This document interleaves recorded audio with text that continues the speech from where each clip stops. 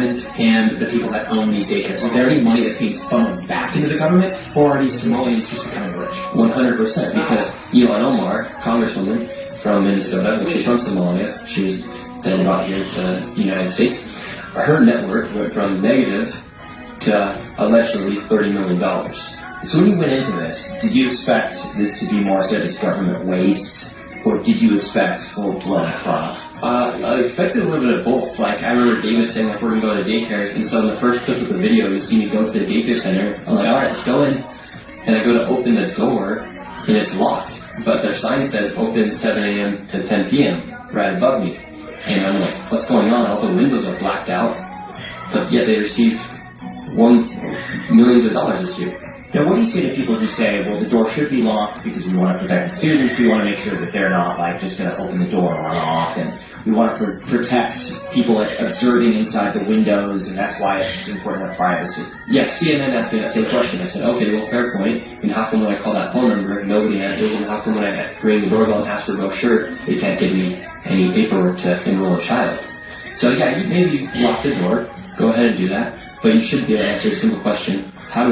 When I ask, how do I enroll my son Joey in the daycare?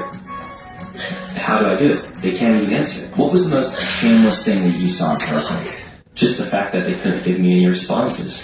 They received millions of dollars and I can't even get a brochure to enroll an imaginary son Joey in the daycare. Did they appear to have any guilt when you spoke to them, or did they seem entitled and just everything was, like, twisted? Very much entitlement. They treated me like I was like scum to them. They called the police on me. They kicked me out of their buildings, and I was simply asking for rates and for brochures to enroll a child in daycare and for healthcare.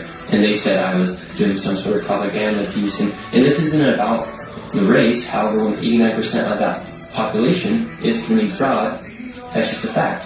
It doesn't make you a racist for talking about fraud. But what about the counter-arguments I saw that people would be more closed off talking to you when you show up with a camera, or you pull off in, like, some SUV and they don't know who you are, versus just, like, some lady just walking out knocking at the door? A good counterclaim would do that. Well, just answer the question so there's no confusion. I'm not coming across hostile. I'm just asking you a simple question. And in a lot of cases, for instance, the one lady who I interviewed, I tried to ask for a brochure, but everyone else was in the car. I went up by myself. David was far away. She had all the opportunity